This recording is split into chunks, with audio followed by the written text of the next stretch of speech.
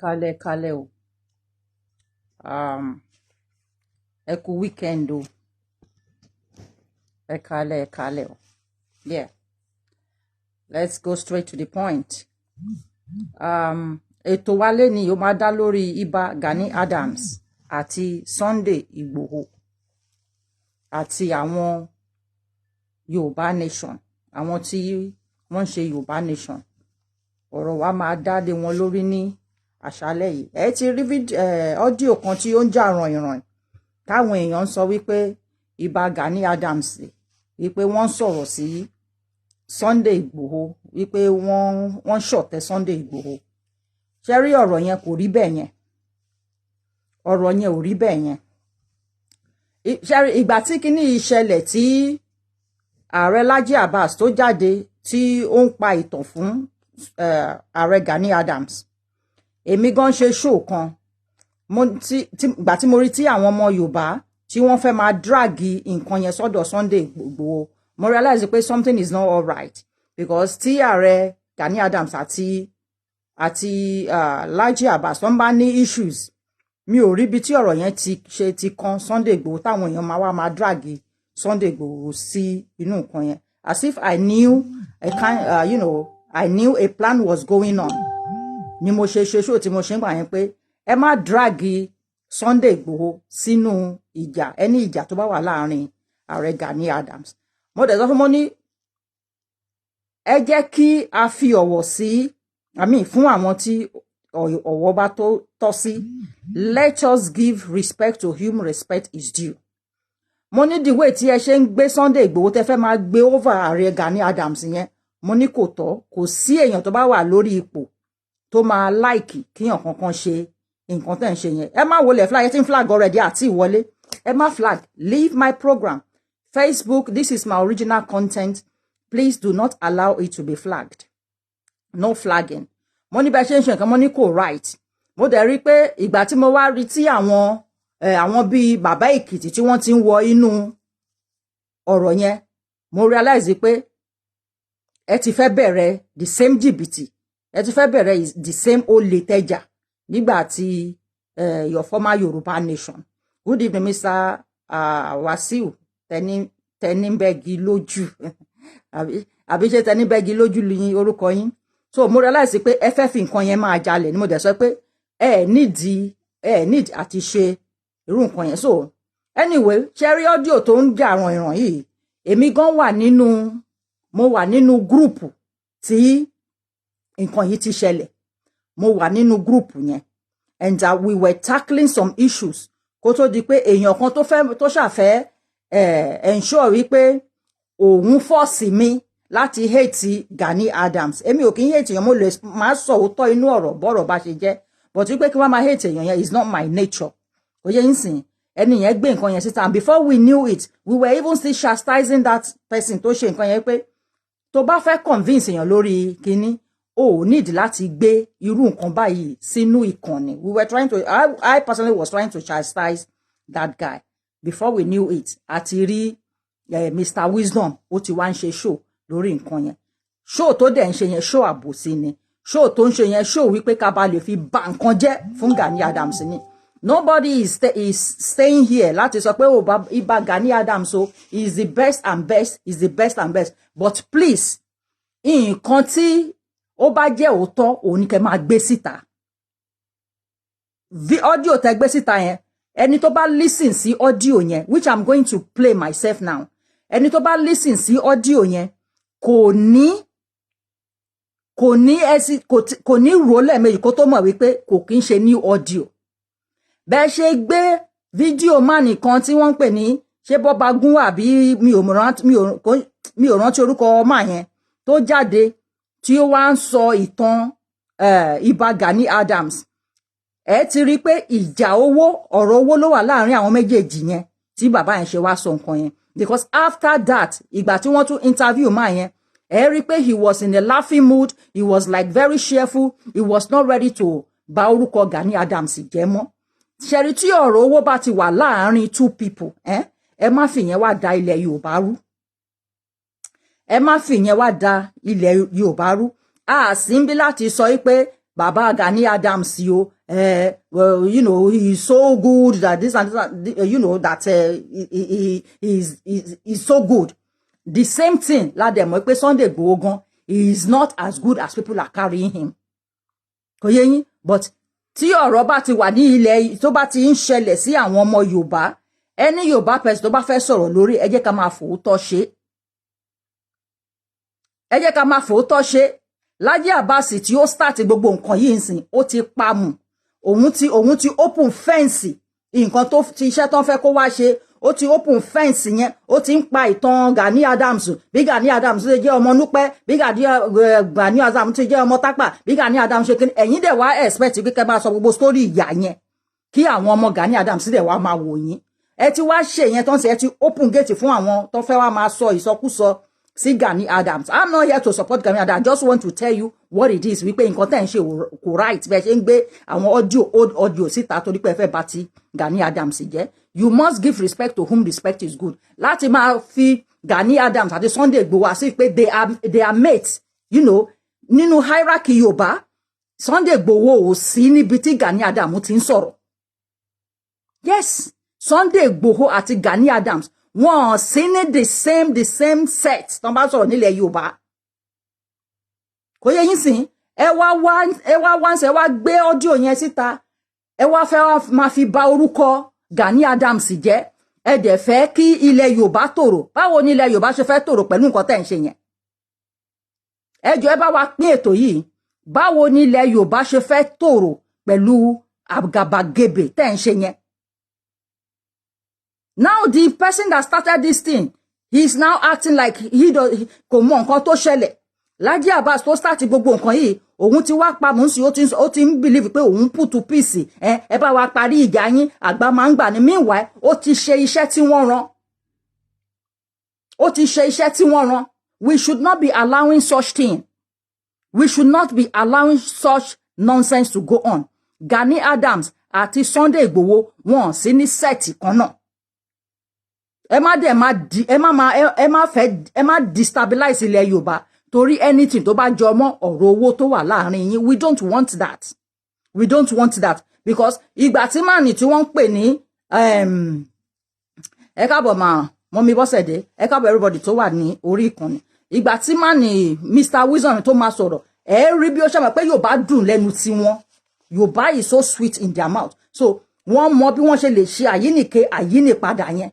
Wọ́n mọ bọ́n ṣe lè ṣe because it is in their gene láti máa ṣe àyínípadà. But ọ̀rọ̀ tí ó gbé síta yẹn kò kí ń ṣe pé ó ṣẹlẹ̀ lánàá. It's not a new thing because after that ni Gani Adams jáde tó pé meeting tí wọ́n pè láìpẹ́ yìí tó dẹ̀ yẹ pé Gani Adams ló organize meeting yẹn. Tí Gani Adams bá ní issue pẹ̀lú Sunday Igboho ni, kò ní sọ wípé kí kò ní at least wọ́n ti discuss nǹkan tó fẹ́, wọ́n ti mọ nǹkan tó fẹ́ discuss ní meeting yẹn. Tó máa ti jẹ́ pé wọ́n fẹ́ pe Sunday Igboho sí meeting yẹn ni, tí òun ò dẹ̀ ní interest láti gbọ́ ọ̀rọ̀ Sunday Igboho, kò ní jẹ́ kí anybody pe Sunday Igboho sí meeting yẹn. It is a clear indication wípé Gani Adams ò ní issue pẹ̀lú Sunday Igboho. Ẹ̀yin tí ẹ̀ ń pariwo kiri ń sẹ́, ẹ̀yin bíi Bàbá Èkìtì, Mr. Wisdom àti Lady K tó wá ń pe èèyàn wọlé sórí show ẹ̀ pé kó máa ṣépè fún Gani Adams. Ẹ̀yin lẹ ń wá ẹ̀yin lẹ fẹ́ bà ilẹ̀ Yorùbá jẹ́. Ẹ̀yin lẹ fẹ́ bà ilẹ̀ Yorùbá jẹ́. Sunday Igboho is not the person. He has zero capacity to give anybody Yoruba nation. And Yoruba nation tẹ́ ń pariwo yìí, Yoruba nation is not missing anywhere. Yoruba nation is there. Autonomy láàní, autonomy ló yẹ kí a máa fight fún. Tá bá dẹ̀ fẹ́ gba autonomy, tá bá fẹ́ gba self governance tí bàbá Tinubu ní òun fẹ́ ṣe fún wa. Sunday Igboho is not the person to give you that. Internationally, kò síyàn kankan tó recognize Sunday Igboho, ẹ má máa tanra yín. Kò síyàn kankan tó recognize Sunday Igboho. Kò yé yín sí. So ẹ má balẹ̀ Yorùbá jẹ́ torí pé ẹ fẹ́ jalè. Ẹ má balẹ̀ Yorùbá jẹ́ torí ẹ believe wí pé àwọn Àmọ̀tẹ́kùn, àwọn tí wọ́n àwọn guys Àmọ̀tẹ́kùn yẹn sìn, everybody ló mọ̀ that most of them are OPC members. Ẹ̀yin dẹ̀ ti rí wípé àwọn people yẹn disturb yín níbi tẹ́ ti lọ ń gé orí kiri, àwọn people yẹn disturb yín níbi tẹ́ ti lọ ń pa àwọn èèyàn kiri, àwọn people yẹn disturb yín níbi tẹ́ ti lọ ń kidnap èèyàn kiri. That is one of the reasons you want Gani Adams out. Kò yé yín, lè máa sọ pé kò kí ń ṣe ọmọ Yorùbá, pé ọmọ Nupe ni, kẹ́dẹ̀ máa accept, kẹ́dẹ̀ máa expect pé kó wá máa jà fún yín lẹ̀ Yorùbá. Ti destabilize, ti demoralize morals ẹ̀. So when you start to tell us that it is not, dúró ná, Aare òpìtàn tó pìtàn pé bàbá Gani Adams ò kí ń ṣe ọmọ Yorùbá, pé ọmọ Nupe ni. Aláàfin of Ọ̀yọ́ tí ó jẹ́ one of the Ṣàngó of Aláàfin Ọ̀yọ́ tó jẹ́, ẹjọ́ ará abo ni. So that Aláàfin of Ọ̀yọ́ can jẹ́, ó lè jẹ́ Aláàfin of Ọ̀yọ́ kó jẹ́ ọba lẹ́yìn lórí, but the same another person from the same region ó lè jẹ́ Ààrẹ Ọ̀nà Kakanfò lẹ́yìn lórí. What are you people talking about? Ṣebí màmá Aláàfin of Ọ̀yọ́, Ṣàngó Aláàfin of Ọ̀yọ́, ṣebí ọmọ Nupe náà ni, ṣebí Nupe ni màmá. Kí ló dé tí ẹ̀yin gbà kí ó jẹ́ ọba lẹ́yìn lórí?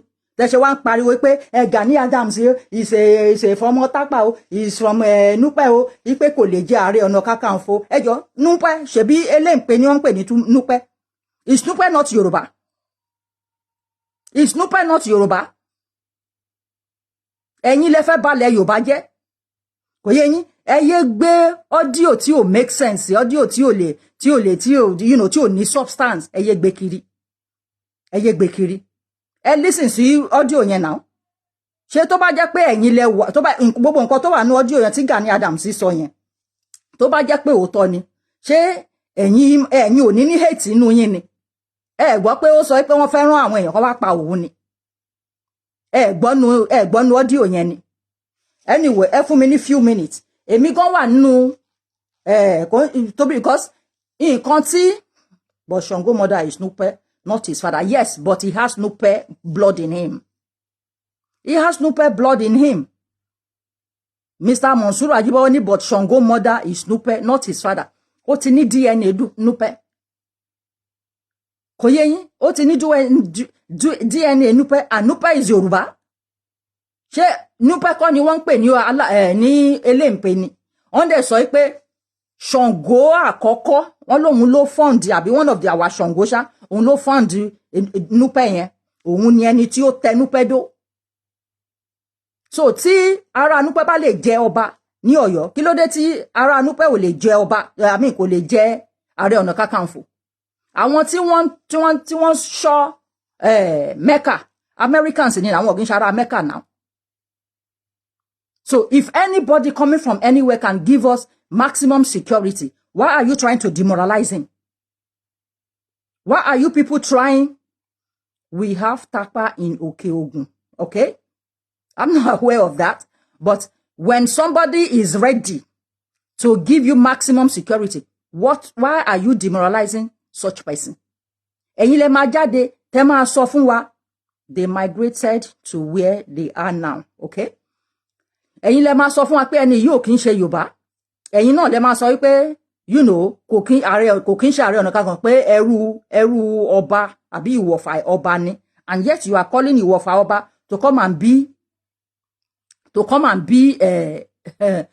and fight for you. Ṣó normal ni? Mr. Wilson a máa sọ̀rọ̀, a máa sí ohùn, ẹ ti mọ̀ pé alábò sí òṣì kan ni, a máa sí ohùn bí obìnrin. Ní kiri ìyá, ní kiri kan.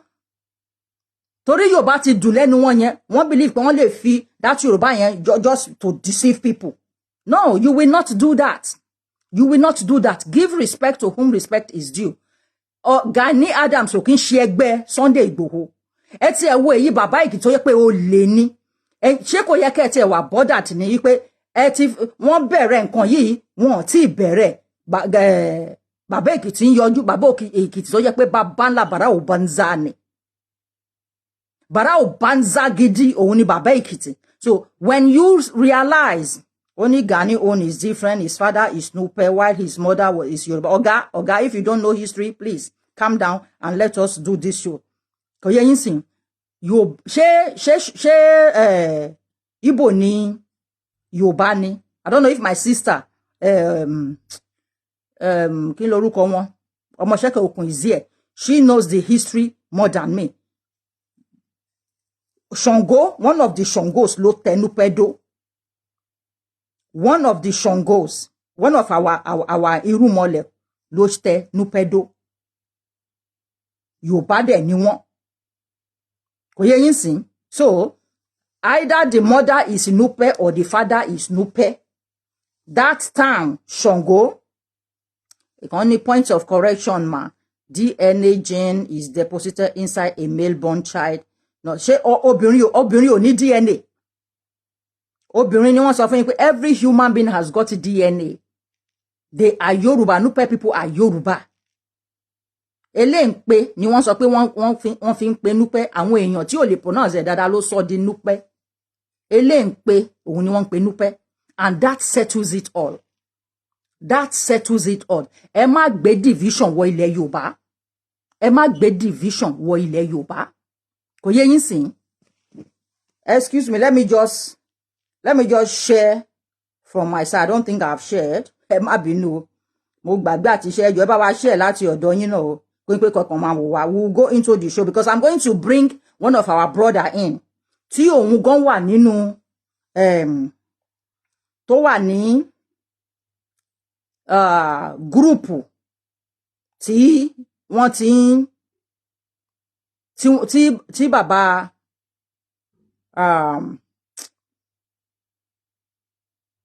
Ààrẹ Ọ̀nà Kakanfò tó fi pè wọlé ó pè wọlé gúrùpù yẹn òun làwọn èèyàn ń gbé kiri kò ń ṣe wípé ó kàn pé anybody. Only did you find out if Igboho Osha fighting Aare Ọ̀nà Kakanfò? I don't think Igboho Osha is fighting Aare Ọ̀nà Kakanfò. I don't know if he is fighting Aare Ọ̀nà Kakanfò. But since his brother can come out and begin to talk nonsense, there is no way Igboho Osha will not know about it. If Igboho is not behind it, Igboho should come out and clear himself. Nobody is fighting Igboho here. But it is very wrong. It is very wrong for Igboho to be hiding under somewhere while his people are coming out to talk nonsense. Let him come out and tell them to stop. Ẹ̀yin ò rábù rẹ̀ pó jáde ni. Ẹ̀yin ò rábù rẹ̀ pé ó fẹ́ máa gbé audio tó ń play yẹn as if wípé Aare was, gossiping with somebody. No, Aare was not gossiping with somebody. It was in a group. Tí Aare pè wọlé èèyàn kan nínú group yẹn ló gbé audio yẹn síta. That same person ló wá gbé audio yẹn sínú group mi tí èmi wà láti fi lè gbàtẹ́mi táwa àwa ṣáà ń sọ pé I'm put to peace that Aare should talk to his people to stop fighting. Why Sunday Igboho should do the same. But this person was bent on to make Aare look bad, ló ṣe gbé audio yẹn wọlé to start to see Aare as a bad person. Mo dey believe wípé nǹkan tí ẹni yẹn ṣe kò kí ń ṣe nǹkan tí ọmọlúwàbí gbọ́dọ̀ ṣe. Kò kí ń ṣe wípé ọmọlúwàbí gbọ́dọ̀ máa ba èèyàn jẹ́ with lies. Wọ́n ṣẹ̀ṣẹ̀ ṣe audio yẹn. Tinubu ò tí di president kí wọ́n tó ṣe audio yẹn. You should know that the audio is old. Nǹkan tá ń sọ bí báyìí nìyẹn. Ẹ jẹ́ kí n pé and wọ́n ṣe ń sọ gbogbo ọ̀rọ̀ yìí. Mo sì rí fídíò tó ń ṣe ní èní tí máàní tó wà ń sàlẹ̀ yìí ó ti sọ ọ̀rọ̀ yẹn náà rí o tó ní àwọn Ìgbò ò lọ síbì kankan. Ó tún ṣe another video ní èní tó dẹ̀ ń sọ pé òun ti sọ fún gbogbo àwọn Ìgbò òun wípé they die there in Yoruba land, they will go nowhere. Ẹjọ́ kí ló dé tí àárí àwọn Yorùbá wa kan máa gbé kiri? Kí ló dé tí wọ́n ò gbé kiri wípé àwọn Ìgbò máa ti láwọn ò lọ mọ́ o? Ẹ̀yin protect àwọn Ìgbò nílùú yín. Ẹ̀ ń protect àwọn Ìgbò tí ẹ̀yin ò dẹ̀ sí nílùú àwọn Ìgbò yẹn. But nọ́ọ̀tì tí ẹ̀yin kún sí tẹ́ ń kún sí nǹkan tí mo ṣe mọ̀ pé fraud ní gbogbo nǹkan yìí nìyẹn. Nọ́ọ̀tì tó yẹ pé ẹ kún sí ẹ̀ ń lé àwọn ará nọ́ọ̀tì kan máa lọ. Ilẹ̀ Ìgbò tí wọ́n ti ń mú yín tí wọ́n ń gé yín lọ́rùn tí wọ́n ń pa yín. Tó bá ti gbọ́ Yorùbá tó máa fún yín bọn lórí. Ẹ dẹ̀ ń gbọ́ tí ọ̀gá wọn tó jẹ́ ọ̀gá Ọ̀hánèsì ó ń sọ fún wọn wípé they are going nowhere and you are not bothered. Ẹ dẹ̀ ní ká máa wo Sunday Igboho. Sunday Igboho dẹ̀ jáde immediately tí wọ́n fún ní chance kó wọ ilẹ̀ Nàìjíríà. ó dẹ̀ jáde ó dẹ̀ sọ pé kí wọ́n release Sunday ó kàn release kí wọ́n release Nnamdi Kanu. Wọ́n ní sister Gani Adam also working with Igbos underground. Don't trust Gani Adam. Then we will not trust both of them. We will not trust both of them, not only Gani Adams. If Gani Adam is working with Igbo, you let us see the evidence. If we are not seeing evidence, I'm not believing you, sir. So I can pay brother wa yẹn wọlé kí I don't know if I should play. Do you people want me to play the audio first? Àti gbọ́ audio yẹn anyway, but do you want me to play the audio first? It's about 14 minutes. Let me see your yes or no if you don't want the audio, so I can just call the other man in to clear the case, because àwọn wà nínú group ibi tí Baba Gani ti pè wọlé tí wọ́n dẹ̀ ń discuss Yoruba Nation gbà yẹn. Do you want me to play the audio, please, first? Yes, you want me to play it first. Okay, I'm going to play the audio now.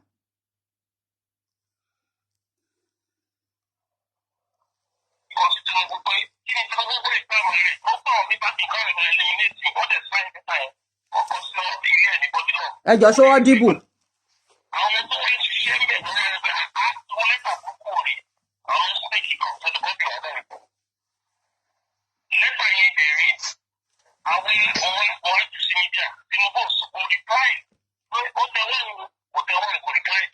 Ẹ jọ̀ọ́ ṣé wọ́n dìbò.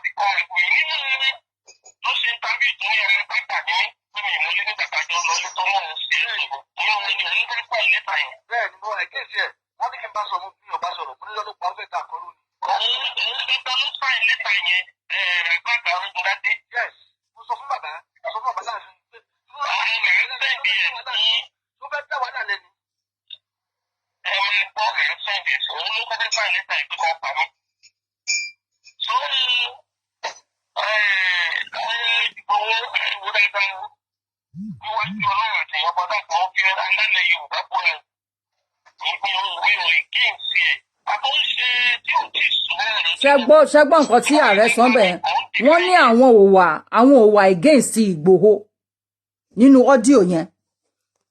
Wọ́n ní àwọn òwà against Igboho. Èmi dẹ̀ mọ̀ pé wọ́n òwà against Igboho because meeting tán ṣẹ̀ṣẹ̀ ṣe tán tí a gbọ́ yìí Ọọ̀ni àmì mo ní Ọọ̀ni. Èmi tẹ́lẹ̀ mo rò pé Ọọ̀ni of Ifẹ̀ ni ó pe meeting yẹn, but àwọn tí wọ́n mọ̀ ń pa meeting tí wọ́n pè yẹn wọ́n ní kò kí ń ṣe Ọọ̀ni of Ifẹ̀ ló pe meeting, wípé Gani Adams ló pe meeting yẹn. Báwo ni Gani Adams ṣe máa pe meeting tí wọ́n ní mọ̀ nǹkan tó máa discuss? Of course ó yẹ ká mọ̀ pé wọ́n mọ̀ nǹkan tó fẹ́ discuss. Wọ́n dẹ̀ ti mọ̀ pé àwọn máa pe Sunday Igboho wọlé ní meeting yẹn.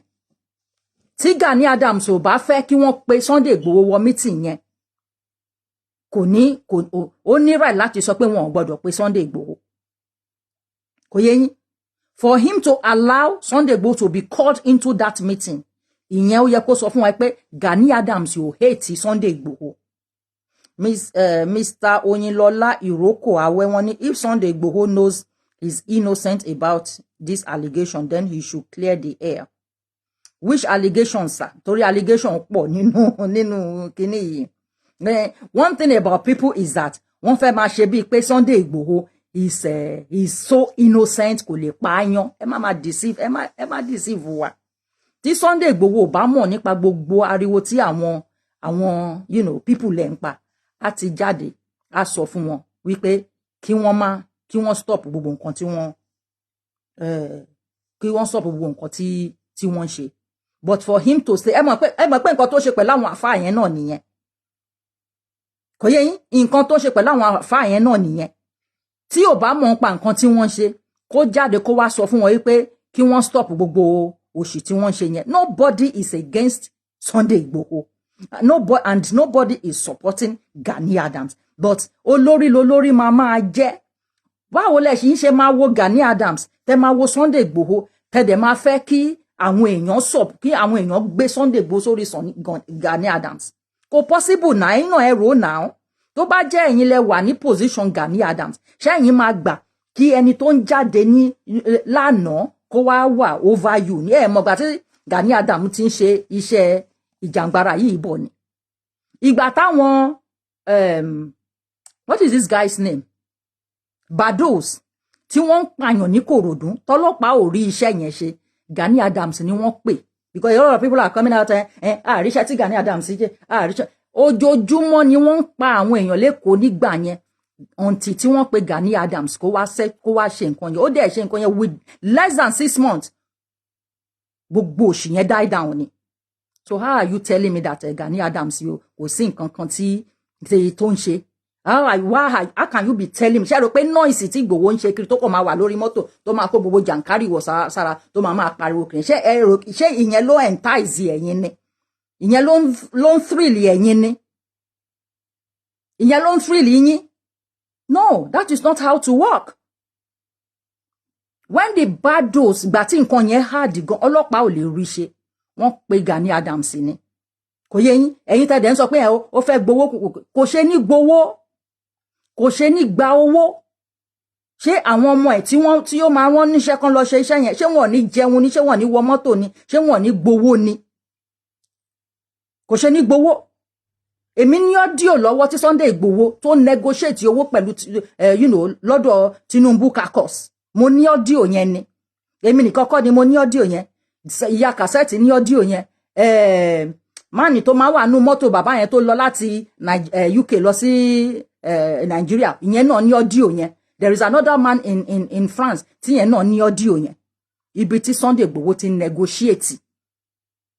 Do you understand? So don't come and be making it as if Gani Adams kan ló ń gbowó Sunday Igboho kí ń gbowó Sunday Igboho ń gbowó anybody tó bá ti ń ṣe Akadiski thank you very much ó ní audio yẹn lọ́wọ́ if Akadiski watches this video you know what I'm telling you Sunday Igboho was negotiating somebody they were negotiating for I think 600 million naira so don't come and be telling us that Sunday Igboho is such a saint he does not collect money.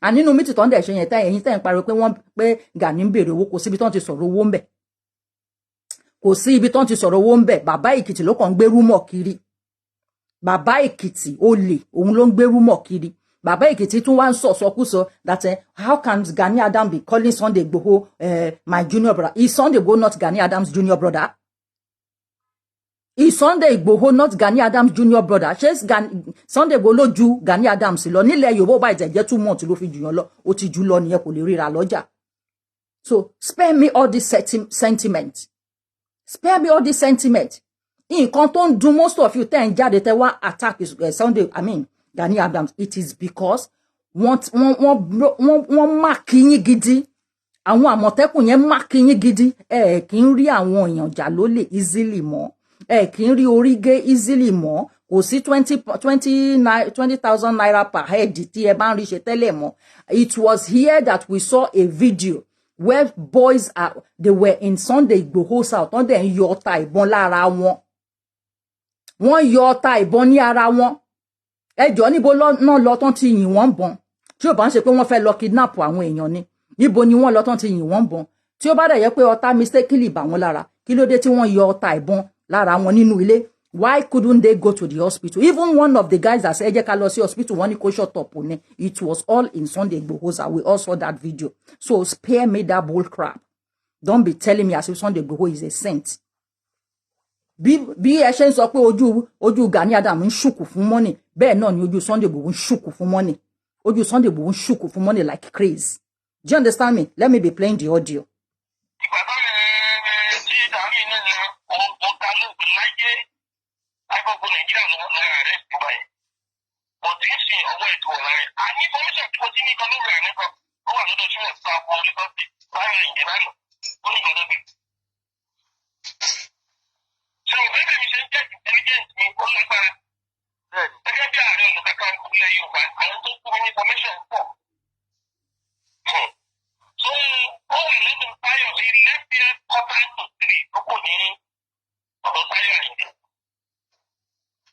síwẹ̀ ọ̀pá Lagos State oúnjẹ ní Tinubu máa ń yán láti coordinate iṣẹ́ burúkú lẹ́kọ̀ọ́.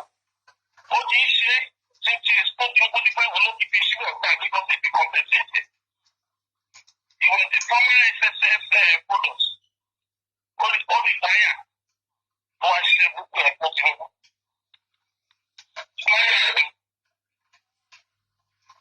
Iṣẹ́ tó lè gbé ni pé kó lọ fi owó yẹn rí kóòtù àwọn èèyàn ní kó fi fèsì o. Ṣé ẹni tí ó sọ síta mẹ́? Ṣé sọ síta o? Ó wà lẹ́rìí. Tó ọ̀pọ̀lọpọ̀ ẹgbẹ́ ìrúkọ ẹni tí iṣẹ́ ìrùgbéṣẹ́ tó ṣe tẹ́lẹ̀ nìyẹn. Wọ́n máa ń bẹ̀ lọ́wọ́ ẹni pọ́tí ẹ̀ máa ń bẹ̀ lọ́wọ́ ẹni. It's not a structural player. So gbogbo ìtọ́ka ń kàjọ yẹn láti yẹn gan. Tinubu gan ló máa ń kílẹ̀. Ó ní mo ṣẹ̀ṣẹ̀ mọ̀ pé orúkọ tí wọ́n pè whatever. Wọ́n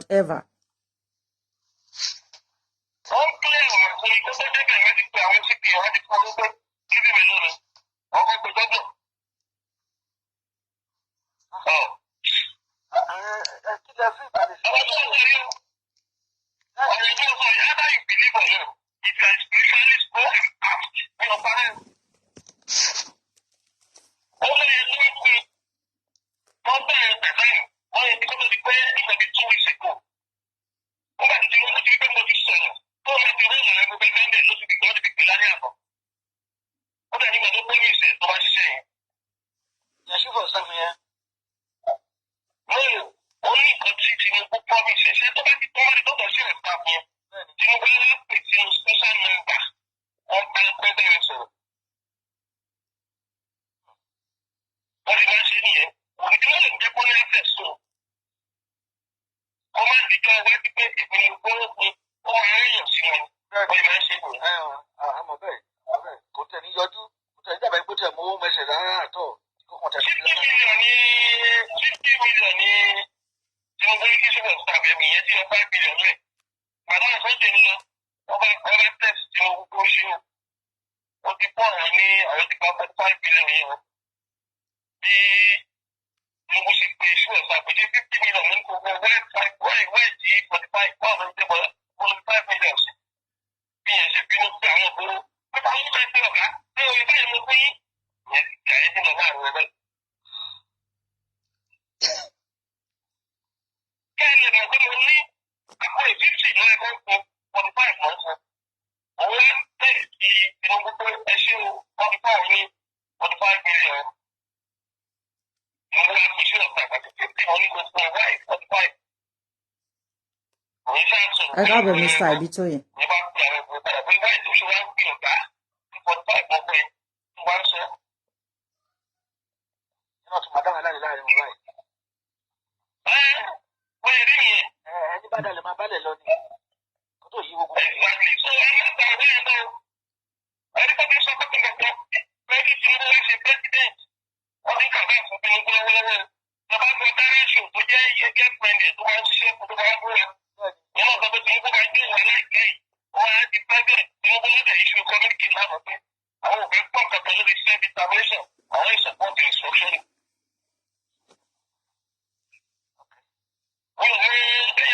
Ṣé ẹ understand nǹkan tí wọ́n sọ ń bẹ̀ yẹn? Ṣé understand nǹkan tí wọ́n sọ ń bẹ̀ yẹn? Ẹ̀yin tẹ́ ń sọ pé Gani Adams kò fẹ́ Yorùbá nation. Òun gan prefer Yorùbá nation yẹn. Even though Yorùbá nation yẹn ò sọnù. Yorùbá nation is there. Torí àmọ́ nǹkan. Mo máa ń sọ fún yín pé èmi ò mọ nǹkan tó sọnù lọ́wọ́ yín tẹ́ ń wá kiri. Yorùbá nation is there. Self autonomy yẹn láàní. Kò yé yín. But mi ò fẹ́ sọ pé maybe even Ìbàdàn kò understand di nǹkan tí you know kò mọ difference yẹn I don't know.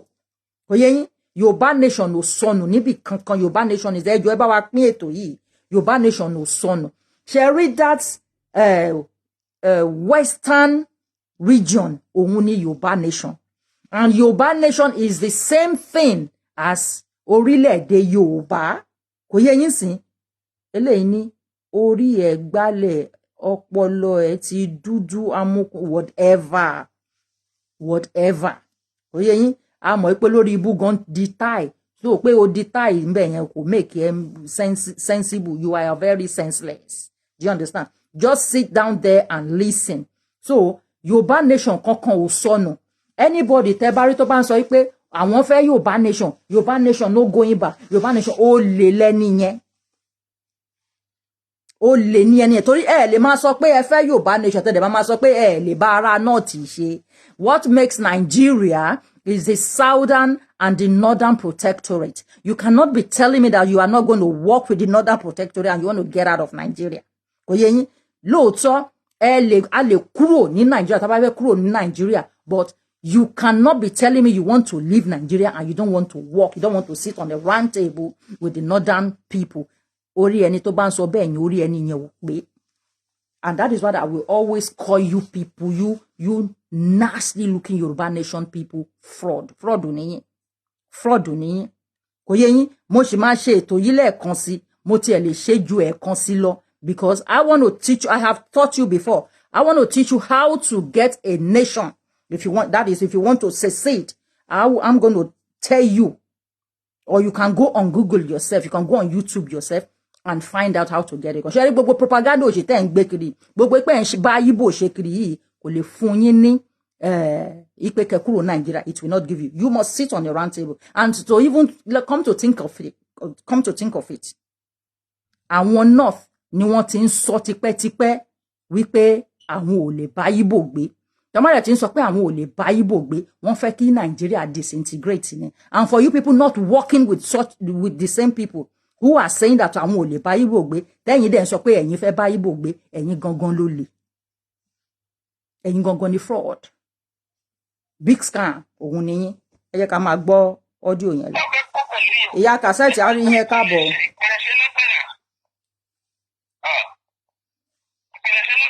Ẹ jọ̀ọ́ ẹ bá wa pín ètò yìí o.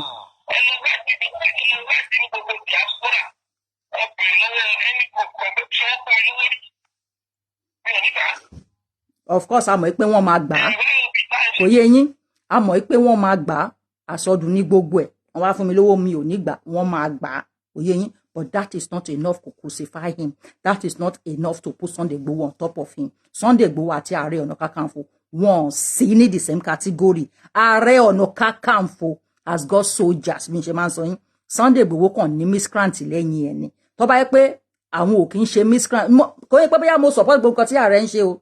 Èmi ò support pé kíyàn sọ̀rọ̀ láì ta ìsọ̀rọ̀ kí Aare àwọn followers Aare kí kí wọ́n máa gbé ogun síta pé àwọn fẹ́ fi jà, but a mọ̀ pé frustration náà ló ń fa gbogbo yẹn, but ìyẹn ò mìíní kò dífá fún pé kẹ́ wá gbé Sunday Igboho sórí Aare. Ó wrong, ó burú jáì.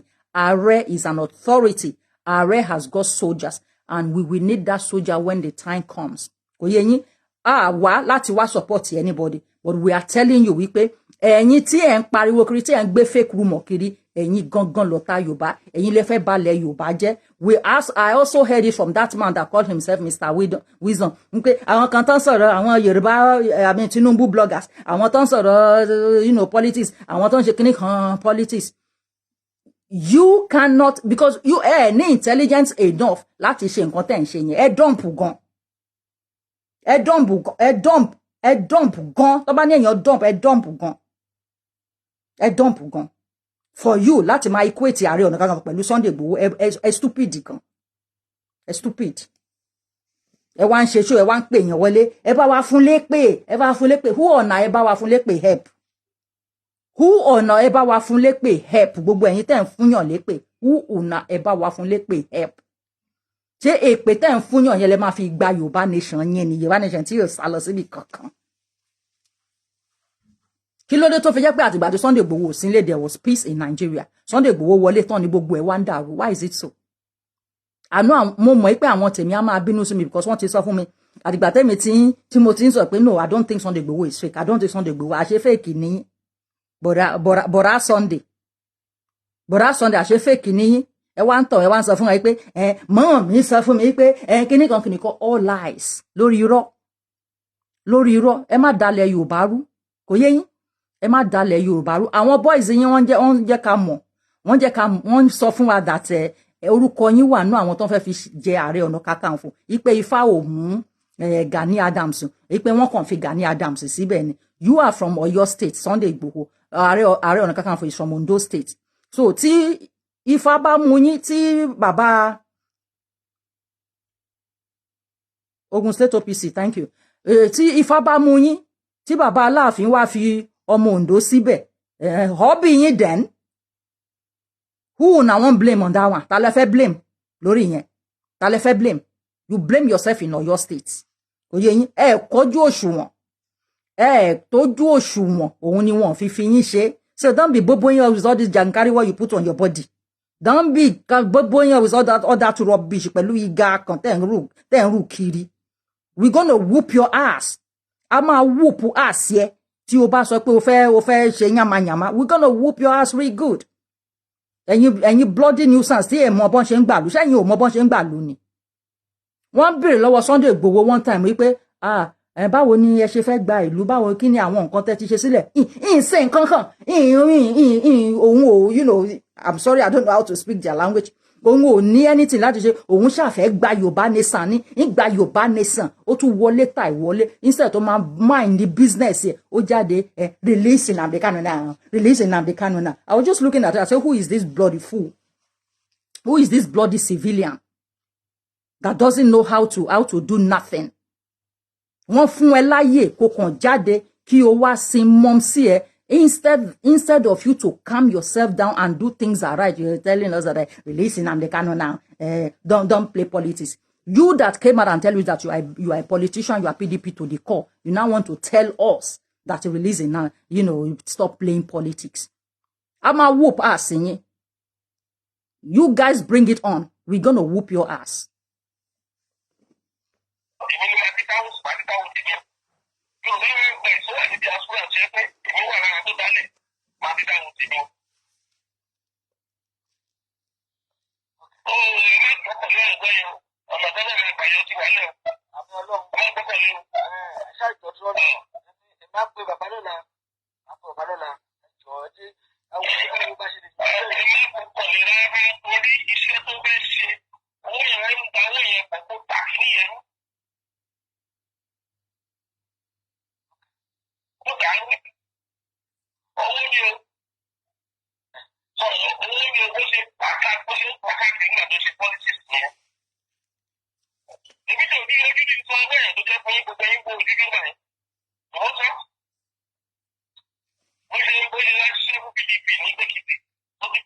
Also now, I'm a PDP. I'm a PDP. Mi ò rántí bó ṣe sọ̀rọ̀ yẹn gbà yẹn. Káwọn a máa wo gàùsì.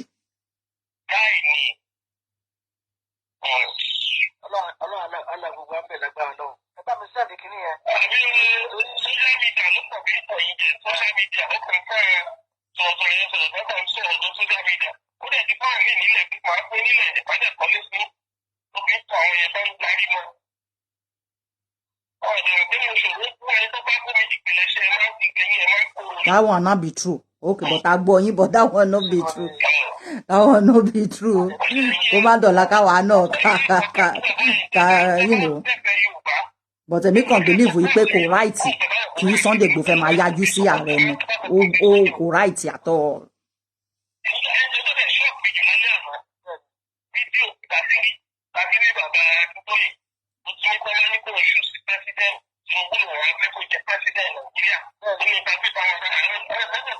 Ṣé rí pé ṣé ti rí nsìn pé fídíò audio yẹn ò new. Audio yẹn ò new. Ẹ gbọ́ nǹkan tí Ààrẹ sọ ńbẹ̀ yẹn. Nǹkan tí bàbá Akíntóyè sọ nígbà yẹn, that was even about 3 years ago. Ẹ wá fẹ́ gbé síta nsìn. Propaganda náà ni gbogbo ayé máa pè é. Tó bá yẹ pé àná ni wọ́n ṣe ni tẹ́ gbé síta, ó máa make sense fún àwọn èèyàn. Tó bá jẹ́ àná náà ṣe àbí last week náà ṣe tẹ́ gbé síta, ó máa make sense. But nǹkan tó ti ṣe 2-3 years ago, tẹ́yìn wá ń gbé síta, ìbàjẹ́ lẹ fẹ́ fi ṣe. Dẹ̀ nídìí irú àwọn oníbàjẹ́ bíi tiyín lórílẹ̀-èdè Yorùbá. Bàbá Tinubu ti bá àwọn náà ti sọ̀rọ̀ wípé orílẹ̀-èdè Yorùbá ló jẹ àwọn lógún. Wípé kòlábò tóun ṣe pẹ̀lú yín yìí, ẹ má gbàgbé orílẹ̀-èdè Yorùbá o. Bàbá Tinubu ti sọ yẹn. So tẹ́ bá ti rí pé bàbá Tinubu ti sọ yẹn, ẹ ti mọ̀ wípé ẹ má gbàgbé autonomy ilẹ̀ Yorùbá ni bàbá yẹn ń sọ. So why are you people then coming out and be making noise? Yorùbá nation la fẹ́, Yorùbá nation. And the Yorùbá nation tẹ́ fẹ́, you told us that there is no plan. You told us there's no plan. Maureen came out and told us that ìgbà tí òun wọ group wọn tóun bi wọ́n ní àwọn questions pé what have you done so far? Kí ló dé tí kíní gọ̀? Kí ló dé tí kíní lọ? Ẹ má bínú ẹ̀yin èèyàn. Tí òun béèrè pé what have you done so far? Wí wọ́n sọ pé àwọn ò ní any plan. The next thing tá gbọ́ ni pé Sunday Igboho jáde tó I think it was £46,000 tí ẹ má bínú. £26,000 tí Maureen ti gbà. Sunday Igboho tó lóun nídìí mọ́tò. Ó wá lóun ò nídìí mọ́tò mọ́ wípé owó ni kí lady yẹn bá òun gbé. Ìgbà tí yẹn dẹ̀ sọ pé owó kọ́ ló ní o fẹ́ gbà. Ṣe bí mọ́tò ló ní kára ló bá bẹ̀rẹ̀ ẹjọ́. Má lọ ṣe yẹn fún mi o. Má lọ bá mi play game o. Owó ni o kó wá o. O gbọ́dọ̀ kówó wá ni o. Ṣe ni wá kówó wá. O kówó wá ni o. Ìfẹ́ bọ́ọ̀sì mọ́. Mo ń ta bọ́ọ̀sì náà. O ṣe máa fẹ́ fún mi lówó. O ṣe máa fẹ́ ra bọ́ọ̀sì fún mi nǹkan kan. Ó dà sáriwo. Ẹ lọ wo gbogbo àwọn tí wọ́n jà fún ìjàngbara ìlú wọn. I am always using Che Guevara as an example. They don't have time for money. They don't have time for money. They don't fight for money. But it's owó. Òun ni you are after. To the extent ẹni tó ń lead ìjàngbara yẹn. Ó dẹ̀ ń sọ openly pé má bá mi play game owó ni ó kó wá yín ìfẹ́ bọ́ọ̀sì mọ́ o. Ẹ ti rí pé they are bara o. Ẹ ti rí pé ó lè ní wọn. Wọ́n sọ bẹ́ẹ̀ mo gbọ́. Ohun fídíò ẹ̀ báyìí wọ́n bá ṣe láti pọ̀ ọ̀mí ẹ̀wọ̀ àpé ẹ̀wọ̀n bàbá yìí tẹ́mi àwọn bá tó ń pẹ̀lú ẹ̀jẹ̀ náà wọ́n lè pé ó lè fún torí self determination. Mo gbọ́ fídíò yẹn. Ẹ̀dẹ̀ pé bàbá yà Sunday bí tó ń ṣiṣẹ́ papọ̀ ó ṣeé ṣe ó ní ọ̀nà tuntun nígbà máa fi ṣẹ́pù òun ó ní ọ̀nà máa fi ṣẹ́pù Sunday kò ní ṣiṣẹ́ fún un. Yorùbá máa ń tọ̀ yẹn ní 9 minutes báyìí wọ́n tọ̀ yọ ṣẹ́ẹ̀tì lẹ́sẹ̀ yẹn. Wọ́n máa ń tọ̀ yẹn ní. Nǹkan tó fẹ́ ṣe fún màá yìí nìyẹn o. Wọ́n fẹ́ tàn kó di 9 minutes. Mo understand gbogbo nǹkan tí màá yìí ń sọ tí ibà Gani Adams wọ́n sọ. Mo understand it. Yorùbá wọ́n máa tàn yàn pa ni. Kò yé yín bí wọ́n ṣe tàn Abíọ́lá pa náà nìyẹn. Tí wọ́n tàn yín pé kó jáde kó lọ declare Aare. Ó declare Aare tán ló dáa pọn ó rí kú he ni. The same thing tí wọ́n ṣe fún Akíntọ́lá. Bí òun náà ṣe rí ikú he nìyẹn. The same thing to Àfọ̀njá bó ṣe rí ikú he nìyẹn. A lè fi yẹn ṣe a lè fi yẹn ṣe àríkọ́gbọ́n. Kò gbọ́dọ̀ máa lọ bẹ́ẹ̀ pé gbogbo àwọn Ọ̀nà Kakanfò wa wọ́n máa ń kú ni. Bàbá yìí wá ń fi ọgbọ́n ṣe ẹ̀yin wa máa sọ pé he should come out ọ̀lẹ́ni. Tẹ́ bá rí pé ọ̀lẹ́ni.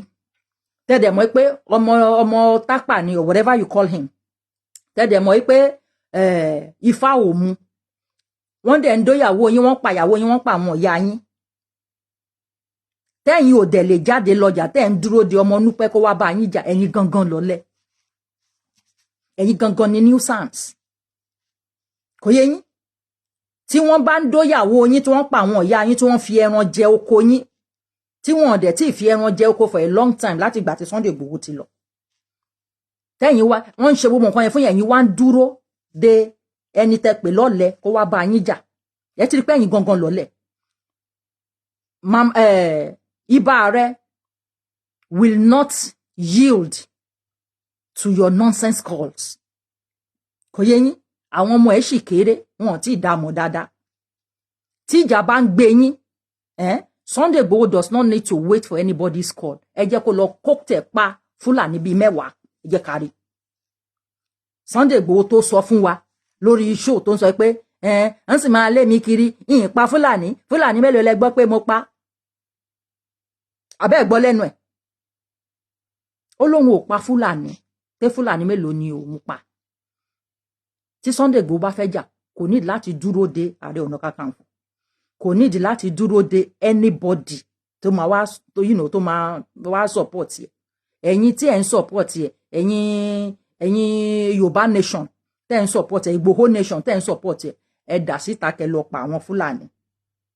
Aare is not coming out and he's not coming out. And Aare does not have any reason to tell you his plans. Tó bá di time tó máa jáde, ó máa jáde. Ẹ̀yin kọ́ lẹ kọ kó tó jáde láti lọ kojú àwọn bàdó.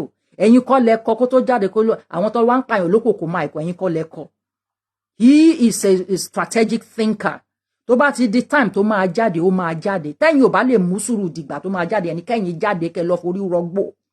Ẹ̀yin lẹ ń gbé nugbó, òun ò gbé nugbó. He lives in Lagos, innit? So tẹ́yin bá fẹ́ jà, tíjà yẹn bá ń gbé yín tí ẹ fẹ́ fi iwájú táwọn baba ńlá yín fi ń gba ọ̀tá yẹn, ẹ bóde kẹ́ lọ jà. Don't wait for him. You cannot summon him to come out. You can't summon him. Tíjà bá ń gbé yín lára, ẹ jáde kẹ́ lọ jà, kò sí nǹkan tó máa mú yín. Because you don't want to understand. Ẹ kúrò lórí ètò. Wá gbé mi kúrò. Wá gbé mi kúrò lórí ètò. Màá ṣe ètò mi tán fine kí n tó kúrò níbí báyìí. Do you understand me? You just take a seat. Tó bá dẹ̀ lè jókòó ni you get out. Only leave Sunday Igboho. Please leave Sunday. Let's talk about what is go on now. No, I will not leave Sunday. You when this man was talking of Aare Ona Kakanfo, you did not go there and ask him to leave Aare Ona Kakanfo. Do you understand? Ẹ prove fún wa ipe iwájú ni baba ńlá yín fi ń gbọ́ta. Kẹ́yin náà gbọ́ta kẹ́ rọ́bọ mi kẹ́ jẹ kó gbogbo ẹ̀mí ságbárí. Ìgbà ilá máa mọ̀ yín sọ́mọ ọkọ. But Aare Ona Kakanfo will do his own at his own time. You are not going to force him to do jack. Stop bullying him. Bàbá ṣẹ̀ṣẹ̀ fẹ́ yàwó ni ẹ filẹ̀. Stop bullying the man.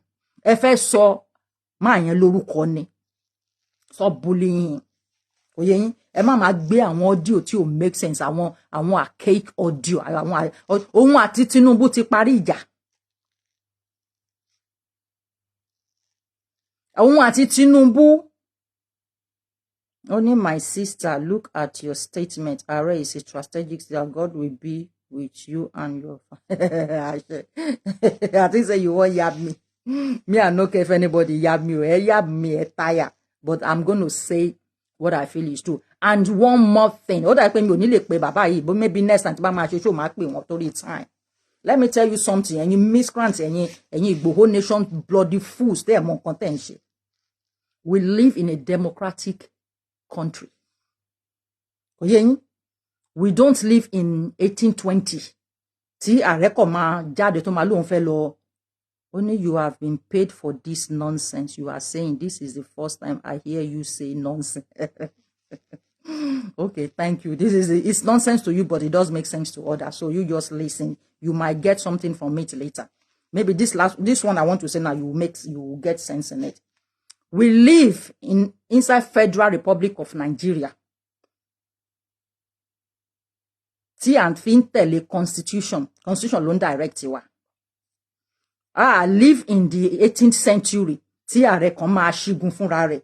Tí Ìbà Gani Adams àbí any ọba tó bá jáde láti ṣe anything contrary to the constitution, they will go to jail. Eléyìí ni orí mi ò pé, whatever. They will go to jail. You want to push Aare Ona Kakanfo to go to jail. You are crying. Yeah, we are suffering. Well, we have not eaten. Elo wa ṣẹ̀ṣẹ̀ olè níyín ọ̀lẹ níyín. Olè níyín ọ̀lẹ níyín. Elo wa iṣẹ́ ṣe. You want them to arrest Aare Ona Kakanfo. That is what you want. Constitution ní Aare Ona Kakanfo máa tẹ̀lé. Ìjọba mo fẹ́ sọ pé wọ́n sanwó fún Aare Ona Kakanfo. Ask the Aare Ona Kakanfo of Nigeria. And he will not go against the laws of the land. Kò yé yín? Ìyálóde kọ́ ló ń pàṣẹ ńlú. Ọba kọ́ ló ń pàṣẹ ńlú. Government ló ń pàṣẹ ńlú. Tí Aare Ona Kakanfo bá go against government, wọ́n máa arrest here. We don't want that kind of insult to come upon our Aare Ona Kakanfo. Do you understand? Ẹ lọ understand yẹn. So, tí orí yín bá dẹ̀ ń sọ fún yín pé Sunday Igboho ló máa fún yín ní Yoruba nation, go ahead, go to Sunday Igboho and tell him to give you the Yoruba nation. Stop calling Aare Ona Kakanfo. Aare Ona Kakanfo is not in position to give you Yoruba nation. Do you understand? Sunday Igboho is also not in position to give you Yoruba nation. But since you illiterate think wípé Sunday Igboho ló máa fún yín ní Yoruba nation, go to Sunday Igboho and leave Aare Ona Kakanfo out of your stinking mouths. kò yé yín ẹ yé máa wá sórí Facebook kẹ́ máa sọ rubbish kẹ́ dẹ̀ believe pé ń sọ̀rọ̀ kò yé yín Ìbà Ààrẹ Gani Adams àti Aṣíwájú Bọ́lá Ahmed Tinubu ìjà ti parí láàrin wọn kẹ́ kó sì lọ ẹ yé gbérú mọ́ ẹ kó sì lọ ẹ yé gbérú mọ́ kò yé yín ẹ mọ̀ àti gbogbo ariwo tẹ́dẹ̀ ń pa yìí Ìbà Ààrẹ Ọ̀nà Kakanfò ó pé Gani ó pé Sunday Igboho lábúrò ẹ̀ you get coins ọ̀nà get coins for head ṣé bọ̀dá ẹ̀ ní kó pè ní ṣálátẹnujẹ bíi ti bàbá yín lẹ pè ní tó fi jẹ́ pa máa rí bàbá 8 years tó máa pe Sunday Igboho bàbá wa Chief Sunday Igboho tí wọ́n bá ì tí fi chief yẹn sí ayé wọn ò tí ì dá bàbá wa chief ìkan tí ẹ̀ ń sọ fún mi àjẹ́ kán mọ̀ I was like what is the meaning of jẹ́ kán mọ̀ àjẹ́ kán mọ̀ kí náà mọ̀ kí náà mọ̀ tó bá ṣe ìyẹn tẹ̀ tó ìjà tí bàbá Èkìtì ẹlẹ́nu yàmàyàmà tó máa jáde tó máa sọ̀rọ̀ ipe kíní kankan ṣé ìyẹn jẹ́ nǹkan tí èèyàn sọ ìyẹn ń gbé sórí ni pé ẹ ó pe Sunday Igboho ní àbúrò ṣé kò kí ń ṣàbúrò ẹ̀ ni ṣé kò kí ń ṣàbúrò ẹ̀ ni ò bá ìtẹ̀ jẹ́ 1 week ló gbà lọ́wọ́ ẹ̀ ṣé kò kí ń ṣàbúrò ẹ̀ ni ṣé kò kí ń ṣàbúrò ẹ̀ ni wọ́n dá yín sí Nàìjíríà wọ́n bí yín ṣé Ààrẹ Ọ̀nà Kakanfò ló bí yín sí Nàìjíríà ni àbí ṣé bàbá tèmi ló bí yín sí Nàìjíríà ni bàbá yín rí ìlú mi orí Togo orí Ghana orí Amẹ́ríkà orí Canada kò lọ bí yín síbẹ̀ ó bí yín sí Nàìjíríà tí ìfọ́gi mọ́ àwọn bàbá yín lórí ẹ fẹ́ fọ́gi mọ́ Ààrẹ Ọ̀nà Kakanfò lórí orí yín ti yí orí yín ti yí bàbá yín kẹ́kọ́ lọ gé lọ́rùn bàbá yín òun ni kẹ́kọ́ lọ gé lọ́rùn kò yé yín sìn mo fẹ́ sọ pé kí n fi audio yẹn sí ibi tí ó dé yìí I will not want to continue with it but ladies and gentlemen this audio is not new it is old kò yé yín ẹ jẹ́ kí n wò bóyá mo kàn lè play díẹ̀ nínú nǹkan tí Nwanyaun tó sọ táwọn Yorùbá wọ òde rí nǹkan kan ṣe sí wọn ò rí as threat wọn ò rí as something they should talk about but they are here kí lè lè sọ ọpọlọ ń ṣe ìwà arábìnrin whatever àmọ̀rú yín you àtọ̀lé most of you you understand ẹ jẹ́ kí n wo audio yẹn àbí fídíò dẹni let me see if I can play it to ya tí wọn bá tí ì ṣe tán gan sẹ. And here we go so hello everybody and welcome back to the channel so it's just a quick little video, a quick little video really just to document a particular little clip.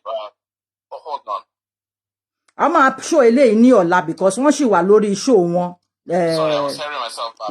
Wọ́n sì wà lórí show wọn 4 hours ago. Wọ́n sì wà ńbẹ̀. So, èmi rò pé wọ́n ti ṣe tán so that màá kàn gbé yín lọ sí ibi tí Nwanyaun ti sọ̀rọ̀. So, ní lè gbé yín lọ sí ibi tí Nwanyaun ti sọ̀rọ̀. Ọ̀la tí ń bá jáde àwa play ibi tí Nwanyaun ti sọ Nwanyaun láti la máa sọ ni pé òun ò tí dẹ̀yìn òun ò tí stop òun ò tí change ẹnu pẹ̀lú nǹkan tóun sọ wípé àwọn Igbo nílẹ̀ Yorùbá o they are going nowhere that they are going to stay in Yoruba land till eternity that Lagos State is the federal capital of Nigeria. It's even funny to me but nǹkan tí mo ṣe ń sọ yẹn ni pé àwọn Yorùbá wa gbọ́ yẹn wọn sọ nǹkan kan sí just like àtìgbà tí àwọn Igbo ti ń bú Sunday Igboho àárí àwọn Yorùbá kí wọ́n tẹ ojú Igbo èmi yìí ni mo máa ń jáde tí máa ń support Sunday Igboho pé tí a bá ní misunderstanding láàrin ara wa Igbo person should not put their mouth kò yé yín ìdí tí ẹ̀yin ṣe ń fi àwọn Igbo lẹ̀ kàn máa sọ̀sọ̀kúsọ tí ẹ wá wò títí tí ẹ wá fẹ́ máa fi insult Ààrẹ Ọ̀nà Kakanfò yẹn mi ò understand it.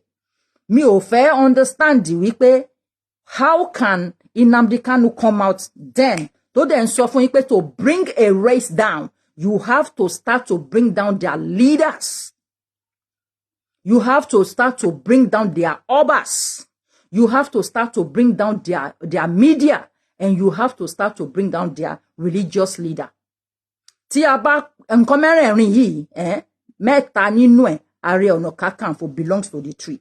He is our leader. He is our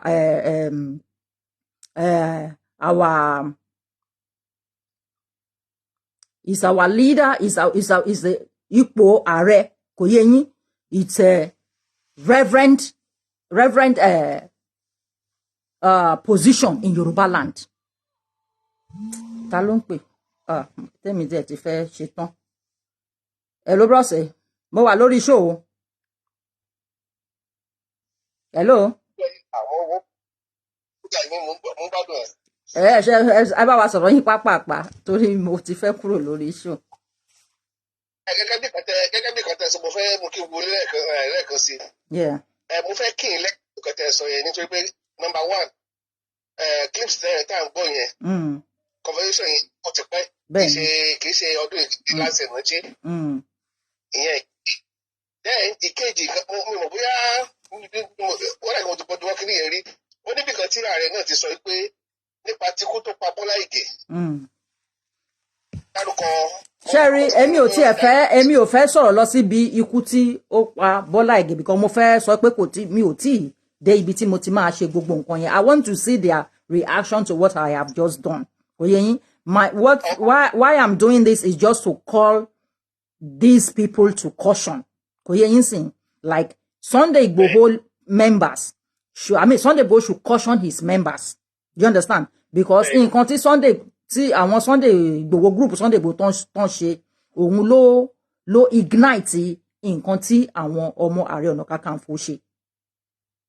So àwọn followers Ààrẹ Ọ̀nà Kakanfò, if you ask me, wọ́n ní fault like that aside wípé èmi ò kàn like ibi pé èèyàn kan ṣe bá you are coming out and be bringing àfọ̀ṣẹ you want to talk we don't want that is the only thing, but àwọn ni wọ́n prompt nǹkan yẹn.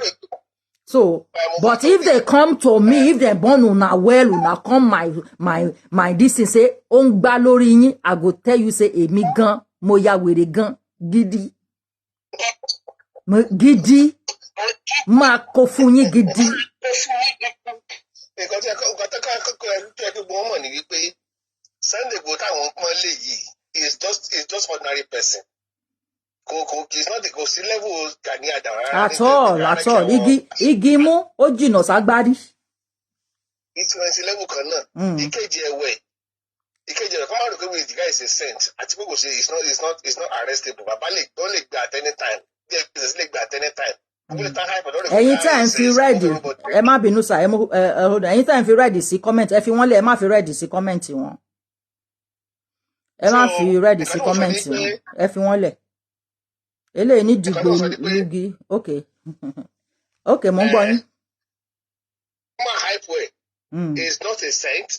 You know, she still have a lot of tó bá bá àti tó sì mọ̀ tó bá bá wọn state sọ̀rọ̀ nípa ẹ̀ àwọn pàṣẹ nǹkan tó ti ṣe sẹ́yìn so bóyá ìtàn rẹ̀ kó bóyá ó ti above the law yẹn kan tó ẹ̀ dànù and it's not up to the march of Gani Adams in terms of the hierarchy of Yoruba leadership ẹgbẹ́ ìmọ̀ confessor nìyẹn so kan respect ẹ̀ kan fi Gani Adams sí kan fi lọ́wọ́ títí ẹ̀ that's what I just want to say nípa kìnìún yẹn so kan má tiẹ̀ wọ́n insult wọ́n refin. So that is just I chipping. Yeah, okay. Eshe, thank you very much. Yeah. So èèyàn kan pé ibà ní lógun ojo, that is your personal problem. Kò kàn anything tó bá wọn ẹni kò pè wọ́n. But the thing is that ẹ má wọlé máa ṣe bíi pé àwọn èèyàn tí wọ́n ń wò yín wọn ní ojú àbí wọn létí láti fi gbọ́nà. Ó lè ní most of you. Only òun ni most of ẹ mọye tẹrí nínú this your rubbish Yoruba nation tẹjẹ pẹ̀lú Ninasi àti Nnamdi Kanu àkó ẹ mọye tẹrí so ẹnu yín ti gbẹ you want to ignite the same thing so that people should come out and begin to shout Yoruba nation. For your information, let me bust your bubbles. Yoruba nation no son. Yoruba nation is there. We already have Yoruba nation. The only thing we are waiting for is for our soldiers to go on the borders. Ton kan lọ sí àwọn borders wa. Kon de bẹ̀rẹ̀ sí ní sọ ibi tí ilẹ̀ wa ti bẹ̀rẹ̀ ibi tó parí sí. Then we go, then we will have our regions and we will know our borders. That is the only thing. Yoruba nation ten pariwo yẹn 419 torí kò sọnù. Yoruba nation no sọnù. Yoruba nation is there digbi. So anybody that is shouting Yoruba nation is a fraud. Is a fraud. Ó lè ní ẹ má fi nuwa àmọ́ jẹ ẹ má dẹ̀ máa gbé àwọn abàmì voice note síta àwọn òkó yẹn jẹ ìyẹn ò jẹ wá àti ẹ̀gbọ́ voice note ibi tí ààrẹ ti pààyàn gan àkóyan jẹ àkójẹ kò yé yín àkóyẹn jẹ ìran ààrẹ ló ti ń pààyàn tí wọ́n ń forí ṣeré if you don't know you know ìran politician ni wọ́n ń pààyàn tí wọ́n dẹ̀ mú jẹ wọn wọ́n mú ẹ̀jẹ̀ mo ti sọ fún yín pé you want to go into politics you gbọ́dọ̀ be able láti gbéyàn mi if you don't know you know you don't be coming with doing this thing. Sunday Igboho tẹ́yìn sọ pé ó ń jà fún yín Sunday Igboho ó jáde ó dẹ̀ proudly ó dẹ̀ ń sọ fún wa wípé òun tí mo pa wọ́n ní ṣẹ́fẹ̀ lọ́lọ́run ti pa àbí mo dá kẹ́kẹ́ ogun mo dá kẹ́kẹ́ ó pa wọ́n ní ọmọ máà ní wèrè kan tí òun yìnbọn fún ìbọn òwò lára kíníkan nìkan ó dẹ̀ proudly ń sọ bóun ṣe pa àwọn èèyàn. Can you people just spare me that book crap tẹ́ ń pariwo pé Sunday Igboho ń jà fún ọmọlúwàbí lọ́sẹ̀ ń jà fún ọmọlúwàbí ẹ wá ń ṣọ̀tẹ̀ ẹ fẹ́ ṣe kíní kan. When Adeyinka grandson started this Yoruba nation lórí tẹ́ support ẹ̀ torí kò ẹ ti mọ̀ pé ẹ lè rí lè jà ń bẹ́ẹ̀ pẹ̀lú Adeyinka grandson ó lè níyìn. You are all criminals kí ló dé tẹ́ support ẹ̀ ó ṣáájú èmi gan tí mò ń sọ̀rọ̀ yìí mo ṣáájú Sunday Igboho sọ ọ̀rọ̀ Yorùbá nation ìgbà tí mo ti rí pé olè lẹ fẹ́ fi jà lèmi ò ṣe ẹ fẹ́ kí ẹ ń ṣe meeting that we need to be attacking Tinubu lèmi ò ṣe bá yín ṣe mọ́ kò yẹ yín so don't be coming and be telling us bull crap kí ló tẹ́ support Adéyínká grandson ìgbà táwọn ọlọ́pàá tún mú ẹ̀yin Yorùbá nation ẹ tún wá ṣe ṣó ẹ fi mọ̀ kẹ́ so ẹ̀yin yẹn lè máa fẹ́ jà tá máa sọ pé kìnìkan máàní tó wá ẹ ń pariwo nísìnyí pé kò síṣẹ́ lọ́wọ́ yín àwọn tí wọ́n wá tán wá invest ní Nàìjíríà ṣe bẹ́ẹ̀ yín Yorùbá nation yín náà lẹ ń pa wọ́n jẹ ẹ ń pa wọ́n máàní Germany yẹn tí Sunday Igboho wá mi ò tí let's just calm down kó wá ṣépè sí pé òun ò mọ̀ ń pa ikú tó pa máa yẹn èyí tó wá láti Amẹ́ríkà ẹ̀yin náà lẹ pa ẹ̀yin lẹ pa ẹ̀dẹ̀ ń parí pé kò sí iṣẹ́ kò sí kíníkan ẹ̀yẹ kíníkan ọ̀lẹ olè òun ní bàbá Èkìtì ìgbà tó wọ Yorùbá nation we come and open books for all of una ìgbà tó wọ Yorùbá nation that same week ló sọ pé wọ́n jí òun ní 2 million naira ẹni tí ò ní 200 naira ó ń parí ó wá sunkún pé wọ́n jí òun ní 2 ẹ lọ wo ṣó tí bàbá Èkìtì ti tó ń ṣe àwọn tó ti jẹ lówó tó ti gba owó lọ́wọ́ wọn tipẹ́tipẹ́ tó bá ti lè rí wọn pé wọ́n wọ ṣó ẹ̀ báyìí ẹ̀yin èèyàn ẹ̀ tí ẹ̀ ra staff fún mi kí ló ń ṣe yín tó bá ti lè rí wọn pé wọ́n wọ ṣó ẹ̀ báyìí ó máa kíkì orúkọ wọn ni pé mọ́mì mi kíní kan ebi ti fẹ́ pa òun kù he has started again ọmọ àlè bàbá Èkìtì torí pé mo fún kan nínú wọn lówó torí pé mo fún kan nínú wọn ní ordinary 100,000 naira bí bàbá Èkìtì ṣe rán ìmí wá wọ́n máa ń sọ fúnra wọn ni màdámù yóò fún wa lówó ẹ lọ bá as from that day I made up my mind ṣíṣì I am not giving you kódà kó ṣó ọmọ ẹ fún mi kúrú náà jẹ gbogbo ọpọlọ ọmọ ẹ kábọ̀ I ain't gonna give you again tíyàn bá ti lè fún wọn èèyàn ẹyọ kan wọn nínú wọn báyìí ní owó wọn máa pera wọn ni wọn máa pera wọn obìnrin yẹn ń fúnyàn lówó ẹ lọ máa gbowó lọ́wọ́ ẹ I'm not going to give anybody ṣìngbà again olórí burúkú ni ẹ lọ wá ṣẹṣe ẹ lọ wá iṣẹ́ ṣe olè níyìn so ladies and gentlemen I will see you again tomorrow and we will continue this dáàdi wa tí mo ní mo máa pè wọlé ẹ jọ̀ọ́ ẹ má bínú torí you know I didn't even know I was going to talk this long ọ̀la màá pè yín àjọ máa ṣe show yìí ní ọ̀la so ẹ̀yin Igboho nation ẹ jẹ́ kó gun omi òye yín tí ò bá kí ń ṣe Igboho ló rán yín iṣẹ́ ẹ fi Ààrẹ Ọ̀nà Kakanfò lẹ̀ òye yín tí ìjà bá ń wùn yín jà ẹ lè jà kò síyàn tó ní kẹ́ má jà but ẹ lè force Ààrẹ kó máa behave bí Sunday Igboho ṣe ń behave bí nuisance nígboro ẹ lè expect Ààrẹ Ọ̀nà Kakanfò láti máa ṣe Ààrẹ Ọ̀nà Kakanfò is an authority. Thank you very much, ladies and gentlemen, and have a good night.